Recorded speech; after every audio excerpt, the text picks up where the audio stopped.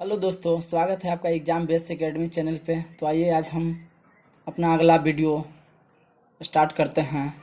और मैं ये बता दूं कि आज मैं रीजनिंग का नहीं बल्कि क्लास 10th के लिए क्लास लेके आया हूं।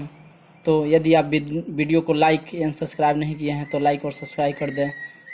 तो आइए दोस्तों हम बताते हैं। सबसे पहले तो हम बताते हैं कि क्लास 10th का सिलेबस क्या है। तो क्लास 10th का सिलेबस है, इसमें कितने नंबर के क्वेश्चन पूछे जाते हैं, ऑब्जेक्टिव सब्जेक्टिव, कितने नंबर से पास हो पाएंगे, कितने नंबर से फर्स्ट डिवीज़न हो पाएंगे। तो इसके बारे में थोड़ा हम चर्चा कर लेते हैं। तो आइए हम देखते हैं। सबसे बड़ी है कि इसमें 100 मार्क्स का ऑब्जेक्टिव क्वेश्चन पूछे जाते हैं, जिसमें से 50 मार्क्स का 50 मार्क्स का मार्किंग करने के लिए रहता है। और दूसरा सब्जेक्टिव की बात करें तो 30 क्वेश्चन पूछते हैं 2 मार्क्स का सब्जेक्टिव, जिसमें से हमें 15 क्वेश्चन बनाने होते हैं 15 क्वेश्चन बनाने होते हैं। तथा तीसरा बात कर दें कि 5 मार्क्स का क्वेश्चन ये दीर्घ उत्तरीय प्रश्न होता है हमारा, जो कि 8 क्वेश्चन पूछता है, जिसमें से हमें 4 बनाने होते हैं। तो इस प्रकार से दोस्तों 50 नंबर यहाँ से हो गया, 15 दूना 30 यहाँ से हो गया, 5 गुना 4 यहाँ से हो गया, यानी कि टोटल 100 नंबर यहाँ से हमें मिल गया। तो इसके बाद हम देखते हैं कि चैप्टर के बारे में, इसमें कौन कौन से चैप्टर पढ़ने के लिए हैं, तो उसके बारे में अब हम देखेंगे।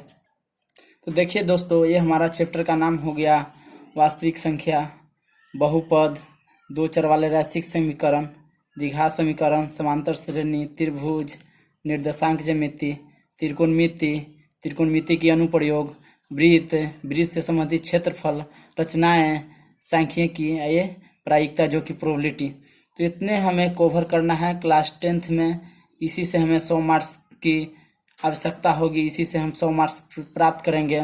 तो एक बात और मैं बता देना चाहता हूँ कि अगर कोई किसी को डर लग रहा है कि हम इतना नंबर ला पाएंगे या नहीं, तो विश्वास करें दोस्तों, हमारे बताने का तरीका और समझाने का कॉन्सेप्ट अलग होता है।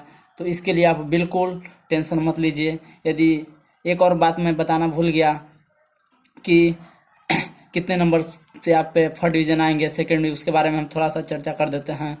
तो 60% में हमारा हो जाता है 300 मार्क्स, जो कि फर्स्ट डिवीज़न के लिए आप आइएगा। और सेकेंड डिवीज़न की बात कर दें तो ये हमारा हो जाता है 45%, जो कि 225 मार्क्स, ये सेकेंड डिवीज़न हो जाता है। और थर्ड के लिए 30% मार्क, जो कि 150 नंबर का ये हो जाता है। तो ये हमारा फर्स्ट सेकंड थर्ड के लिए हो गया। अब हम आगे देखते हैं दोस्तों। तो दोस्तों सबसे पहले हम स्टार्ट करते हैं वास्तविक संख्या में हम क्या क्या पढ़ेंगे। तो इसमें हम प्राकृतिक संख्या पढ़ेंगे, पूर्णांक पढ़ेंगे, पूर्ण संख्या पढ़ेंगे, परमेय संख्या पढ़ेंगे, अपरमेय संख्या पढ़ेंगे, भाज्य संख्या पढ़ेंगे, अभाज्य संख्या पढ़ेंगे। तो सबसे पहले हम आते हैं कि प्राकृतिक संख्या क्या है। और दोस्तों वीडियो को अंत तक देखते रहिए। यदि आप वीडियो को सब्सक्राइब नहीं किए हैं तो सब्सक्राइब कर दीजिए और बेल आइकन को दबाना ना भूलें, क्योंकि इस तरह से हम हर रोज वीडियो बनाते रहेंगे, तो इसके लिए आपके पास नोटिफिकेशन जाता रहेगा। तो वीडियो में बेल आइकन को दबाना ना भूलें। तो आइए दोस्तों, हम सबसे पहले देखते हैं कि प्राकृतिक संख्या क्या है। मैं आपको एक विश्वास के साथ बोलता हूँ कि जितने जो प्राकृतिक संख्या, भाज्य संख्या, परमेय संख्या, ये सारे वास्तविक संख्या के अंदर आते हैं। ये आपको हम वीडियो के अंत में बताएंगे कि यह वास्तविक संख्या ही सब क्यों है। तो वीडियो को देखते हैं। सबसे पहले हम बोलते हैं कि प्राकृतिक संख्या क्या है। तो प्राकृतिक संख्या यानी कि नेचुरल नंबर हम बोलते हैं, जिसको नेचुरल नंबर बोलते हैं। तो इसका डिफिनेशन ये हो जाएगा कि जो भी 1 से स्टार्टिंग होता है उसको हम प्राकृतिक संख्या बोलते हैं। फॉर एग्जाम्पल में ले ले तो ये हो जाएगा 1 2 3 4। यदि इस तरह से हमारा ये इन्फानाइट तक, अनंत तक हो जाएगा, ये हमारा प्राकृतिक संख्या हो गया। यदि हमसे क्वेश्चन पूछे कि सबसे छोटी प्राकृतिक संख्या क्या है, तो सबसे छोटी प्राकृतिक संख्या हमारा हो जाएगा 1, क्योंकि ये हमारा छोटी प्राकृतिक संख्या। और बड़ी में पूछे कि सबसे बड़ी प्राकृतिक संख्या क्या है, तो सबसे बड़ी प्राकृतिक संख्या हमारा हो जाएगा अनंत, क्योंकि इसका कोई गिनत ही नहीं है, जितना भी जाते रहिए। इसके बाद हम आते हैं पूर्ण संख्या पर। तो पूर्ण संख्या क्या है? तो 0 को लगाकर सभी प्राकृतिक संख्या, 0 को लगाकर सभी प्राकृतिक संख्या, सभी प्राकृतिक संख्या, प्राकृतिक संख्या पूर्ण संख्या कहलाती है, पूर्ण संख्या कहलाती है। तो इस तरह से हम देखते हैं कि 0, इसके बाद प्राकृतिक संख्या में जो जो लिखे थे वो लिख दीजिए, ये हमारा पूर्ण संख्या हो गया। इसके बाद हम पढ़ेंगे कि परमेय संख्या क्या है, परमेय संख्या क्या है, पूर्णांक क्या है। तो इसके बाद हम पूर्ण संख्या के बाद आते हैं कि पूर्णांक पर, कि पूर्णांक हम किसे कहते हैं या पूर्णांक संख्या किसे कहते हैं। तो पूर्णांक संख्या को इस तरह से हम दर्शाते हैं। पूर्णांक संख्या में सबसे बड़ी बोल दे कि इसमें हमारा प्राकृतिक संख्या भी रहता है, प्राकृतिक संख्या भी रहता है, ऋणात्मक प्राकृतिक संख्या भी रहता है, और 0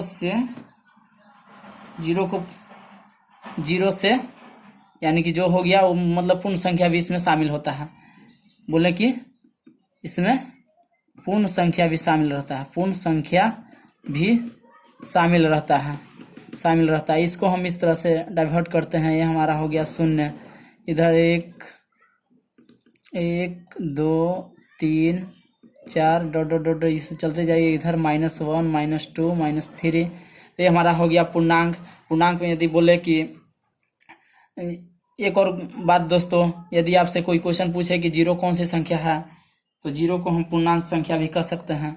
0 को पूर्णांक हम कह सकते हैं। तो आइए दोस्तों, अब हम आते हैं परमेय संख्या। परमेय संख्या क्या है अब उसके बारे में हम जानेंगे। तो दोस्तों, जितने भी डाटा हम बोल रहे हैं उसको बोलने से नहीं बल्कि उसके लिख कर समझने से काफ़ी ध्यान में रहेगा और काफ़ी अच्छी तैयारी होगी। तो हमारे तरफ से यही उम्मीद है कि आप इसे ज़रूर लिखेंगे और इसे कॉपी में अपने आप समझेंगे।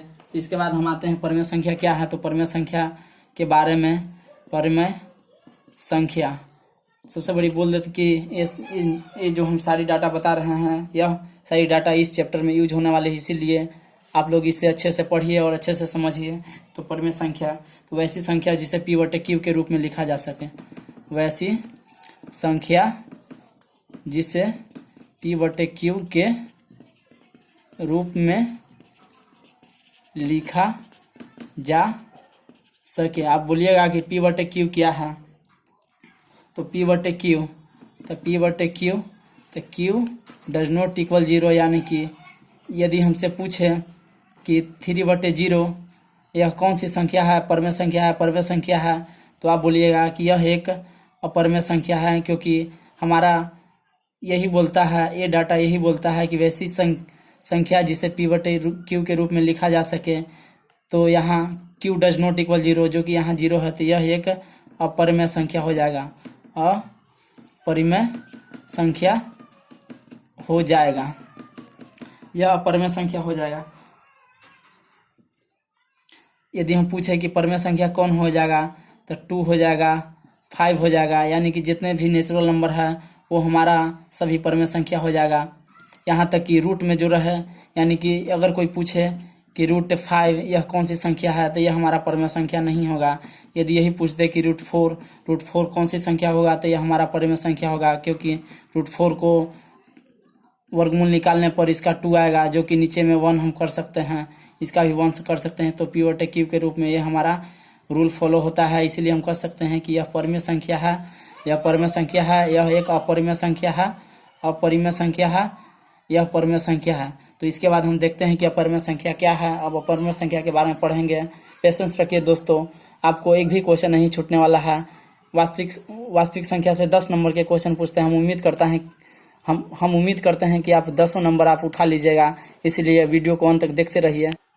दोस्तों, अब हम देखेंगे अपरिमेय संख्या क्या है। तो अपरिमेय संख्या जिसका पूर्ण रूप से वर्गमूल न निकले, जिसका पूर्ण रूप से वर्गमूल न निकले, उसे हम अपरिमेय संख्या कहेंगे। एग्जाम्पल में ले लीजिए √2 का आप वर्गमूल निकाल के देख लीजिए, इसका वर्गमूल पूरी तरह से नहीं निकल पाएगा।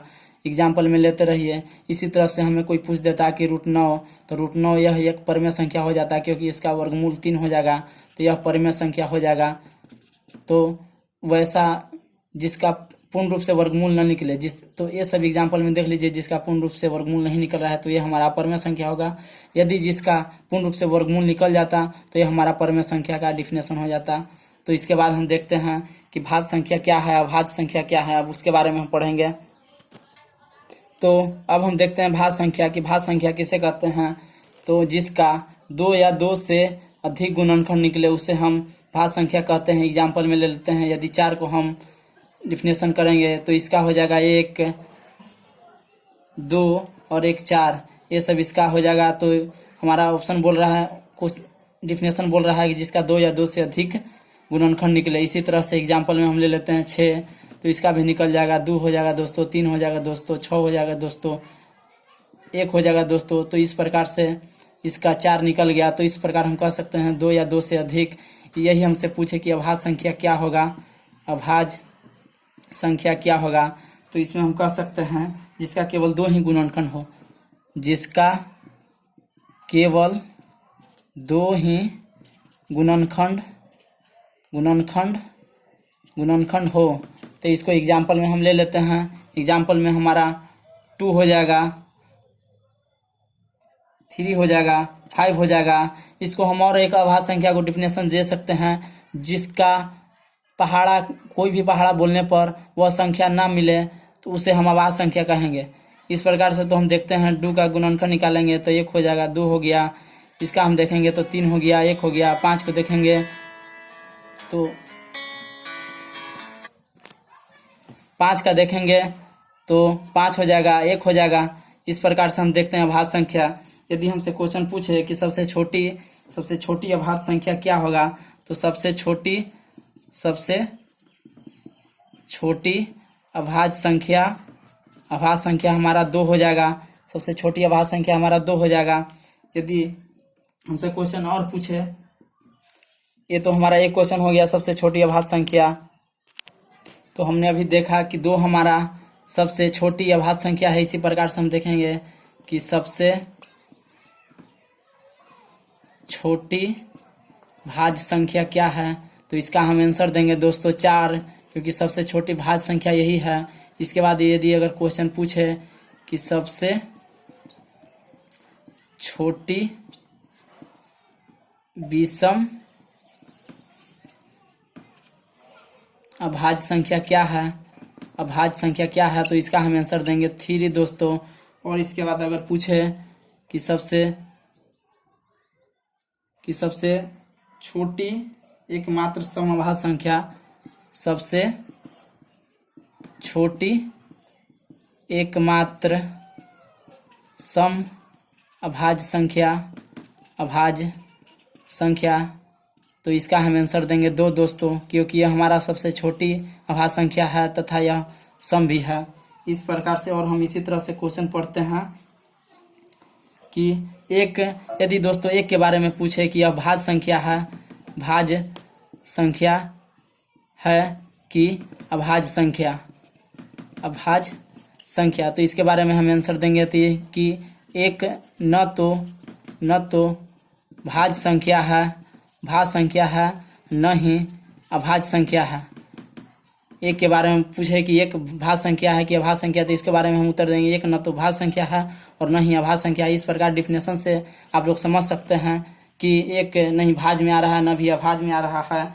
इसी प्रकार से एक और क्वेश्चन दोस्तों हम आपसे पूछते हैं कि 0 क्या है। 0 क्या है, तो 0 एक पूर्णांक है या उदासीन पूर्णांक होता है। अगले चैप्टर में हम लोग पढ़ेंगे विभाज्यता के नियम और कैसे गुणनखंड निकालें। तो वीडियो को अंत तक देखने के लिए धन्यवाद दोस्तों।